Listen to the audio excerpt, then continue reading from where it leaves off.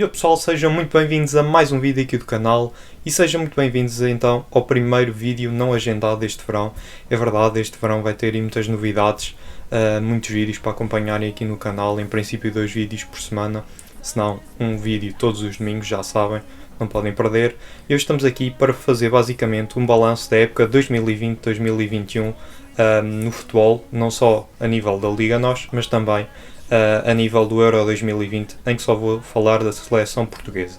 Claro que não vou poder falar de todos os clubes da Liga NOS, porque são 18, não é? Mas vou falar dos principais, Benfica, Porto, Sporting e Braga, e também outros que estiveram em destaque ou pela positiva ou pela negativa, ok? Se gostaram da ideia do vídeo, não se esqueçam de deixar aí o vosso forte like, ok? Subscrevam o canal, é muito importante para chegarmos aos 200 subscritores até o fim do ano, esta é a minha meta. E ativem também o sininho para terem a certeza que não perdem nenhum vídeo meu. E vamos lá então partir para o vídeo. Vou começar por falar então sobre o campeão nacional Sporting. Este ano o Sporting conseguiu conquistar muitos títulos e de facto é um ano excepcional que os adeptos do Sporting jamais irão esquecer. Mas o principal título que eles conseguiram conquistar esta época foi a nível do futebol e, claro, a reconquista do campeonato nacional 19 anos depois, um feito histórico, não é? E de facto eu acho que mereceram ser campeões porque na última temporada foram a melhor equipa a praticar futebol em Portugal e portanto mereceram vencer o campeonato. Claro que em muitos momentos tiveram a chamada estrelinha a ajudá-los a conquistar os 3 pontos, mas o futebol é mesmo assim, umas vezes esta estrelinha ajuda uns clubes e outras vezes ajuda outros, e este acho que foi o ano da estrelinha a ajudar o Sporting. Quanto aos jogadores em destaque no plantel do Sporting na última temporada, há muitos, ok, a maior parte esteve em destaque, mas eu vou realçar aqui alguns nomes, como é o caso de António Adán, Coates, claro, Pedro Porro, Nuno Mendes, João Palhinha, o próprio João Mário também esteve bem e, claro, acho que o principal foi mesmo Pedro Gonçalves, o melhor marcador do campeonato, que eu atreveria a dizer que foi o melhor jogador da Liga na época 2020-2021. Relativamente ao segundo classificado, o Futebol Clube do Porto acabou por não ter uma época lá muito positiva a nível interno, acabou por ficar na vice-liderança do campeonato, lá está no segundo lugar, e também por ser eliminado nas meias finais, quer de Taça da Liga, quer de Taça de Portugal, por Sporting Clube de Portugal e Sporting Clube de Braga, respectivamente. Já nas competições europeias, o Porto conseguiu chegar aos quartos de final, algo muito bom para um clube português atualmente.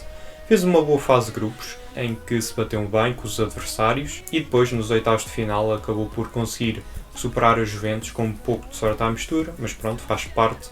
E depois nos quartos de final acabou por ser eliminado contra o Chelsea, num jogo em que acho que podia de facto ter conseguido a passagem às meias finais da Champions. E bem, no fundo foi uma época fantástica a nível europeu, tendo em conta que chegou aos quartos de final, e a nível interno uma época fraca, diria eu. Quanto aos jogadores em destaque, eu vou realçar 3. O Taremi, acho que foi um jogador bastante importante, principalmente devido ao facto do Marega não ter estado tão bem esta época, até acabou por sair, como vocês já devem saber.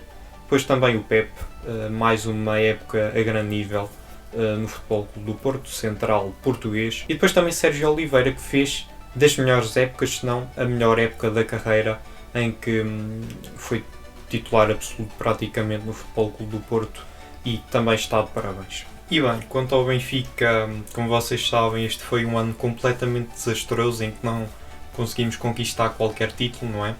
Acabámos por ficar no modesto terceiro lugar no campeonato e também fomos eliminados nas meias finais da Taça da Liga e na final da Taça de Portugal, em ambos os casos pelo Sporting Clube de Braga. Já a nível europeu, começámos também muito mal, com uma derrota frente ao PAOK. Por consequência, nós acabámos por ir para a fase de grupos da Liga Europa, que poderíamos ter-nos exibido a um melhor nível, não é?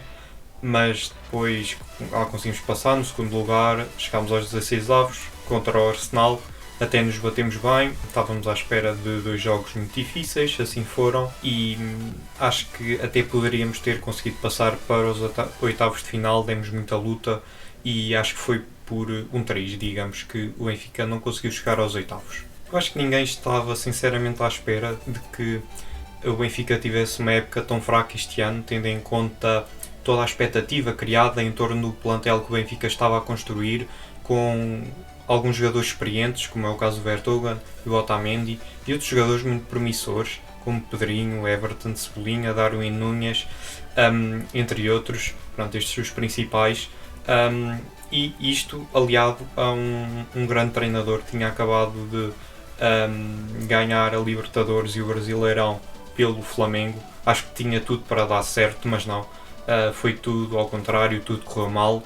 E o Benfica não se pode justificar só no Covid, porque o Benfica esteve afetado com o Covid no mês de janeiro, talvez um pouco de fevereiro também, mas sobretudo de janeiro, e não nos podemos só basear no Covid para justificar todo o insucesso do Benfica esta temporada, porque em muitos momentos jogaram mal e acho que faltou também um pouco de coragem, de garra, de ambição aos jogadores do Benfica esta época para poderem conseguir alcançar os seus objetivos.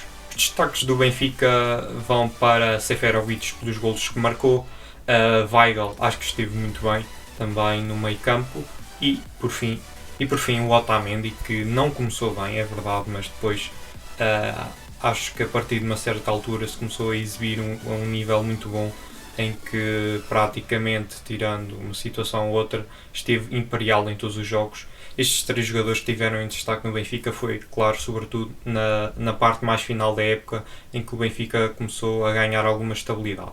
Falando agora do Sporting Clube de Braga, que acabou por ter até uma época positiva, e eu acho que esta época o Sporting de Braga demonstrou claramente ser um dos grandes do futebol português. No campeonato até começou bem, mas depois, agora mais para o fim da temporada, acabou por perder muitos pontos, o que lhe custou ficar num quarto lugar, lugar que já costuma ser habitual no Sporting de Braga, mas que, tendo em conta todo o futebol demonstrado, acho que até mereciam mais, não é? Foram também vice-campeões da Taça da Liga e campeões da Taça de Portugal, num jogo em que, pronto, se o Elton não tivesse sido expulso, poderia ter decorrido de outra forma, mas pronto, é assim o futebol, não é? Quanto aos jogadores em destaque no Braga, eu diria que Al-Musrati, ali no meio campo, esteve muito bem.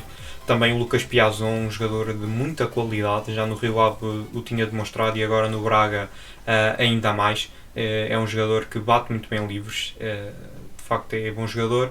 E também o Abel Ruiz, que esta temporada, principalmente depois da saída do Paulinho, conseguiu ganhar mais espaço no Braga e marcar golos importantes e teve boas exibições. Falando agora de duas equipas que não tiveram uma época lá muito boa, como é o caso do Guimarães e do Boa Vista. Quanto ao Guimarães, acabaram por falhar o acesso à segunda pré-eliminatória da Liga Europa. Quem conseguiu foi o Santa Clara, que eu já vou falar daqui a bocado.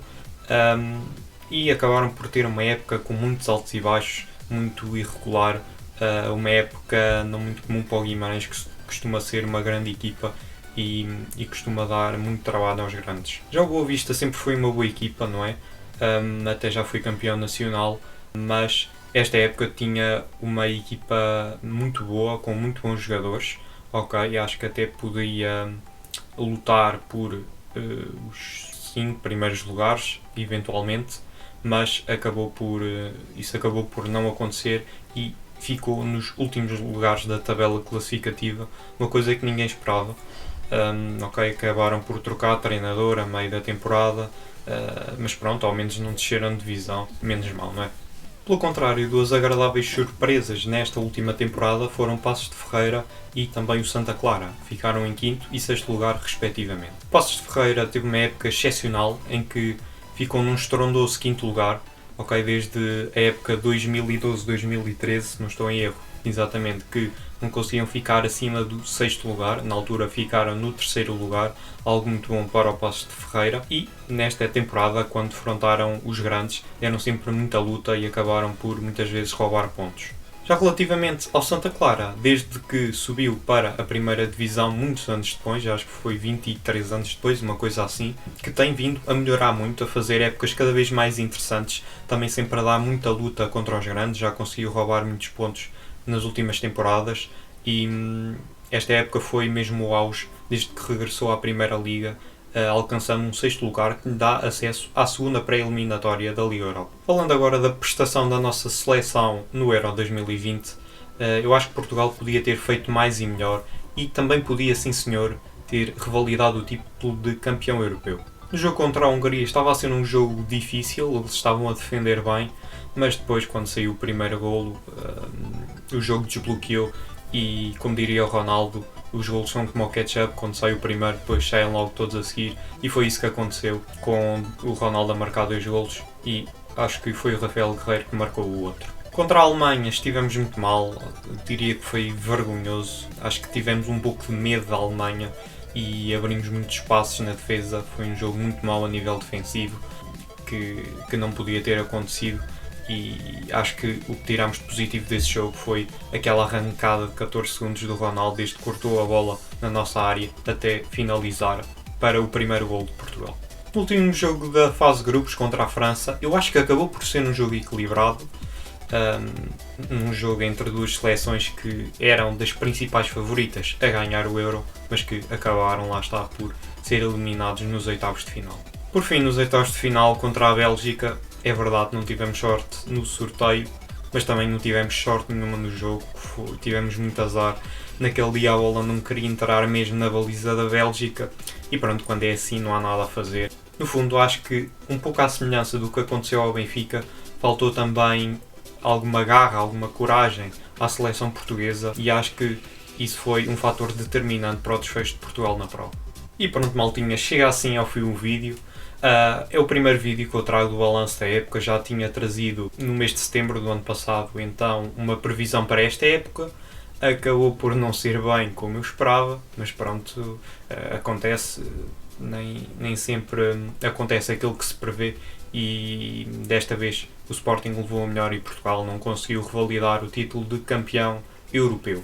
E pronto pessoal, daqui a umas 2-3 semanas, não sei, irá sair então o vídeo de previsão para a época 2021-2022, a ver, vamos, quem é que irá ser campeão, não é? Mas pronto pessoal, espero que tenham gostado do vídeo, bora deixar aí o vosso forte like, subscrever o canal, essas cenas todas, já sabem. E pronto pessoal, fiquem bem e até ao próximo vídeo. Sempre que compram jogos, nem ligo mais. Sempre que eles roubam, fico doente. Sempre que os distinguem, fico indiferente, porque no fundo eles são